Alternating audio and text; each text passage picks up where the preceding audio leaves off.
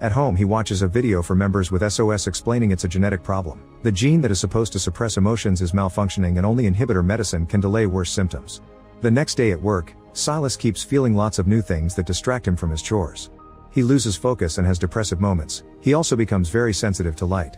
When he does manage to work, his drawings are very unconventional.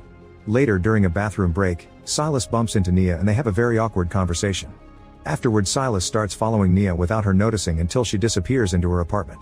This experience makes Silas decide to stop taking the medicine. The following day, Silas switches roles with a coworker on purpose so he can ask Nia to check on his work. Nia does notice is strange, but she helps him anyway. This is noticed by his superior, who makes sure they aren't interacting out of enjoyment. Nia provides very good feedback, but Silas is more concentrated on watching her face.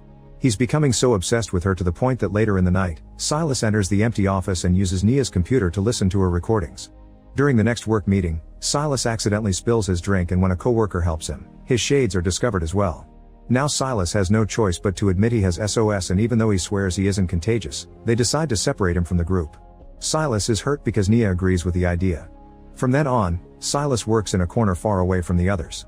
After work, Silas continues to follow Nia. This time she notices and surprises him from behind, threatening to report him if he doesn't stop. When Silas says Nia also has SOS, she tries to deny it, so Silas points out that if she wasn't affected she would have already reported him. Not knowing what to say, Nia leaves. The next day, Silas and Nia pretend nothing happened, and Nia tries to avoid interacting with him as much as possible. However, Silas notices she fidgets a lot with her hand, confirming his theory.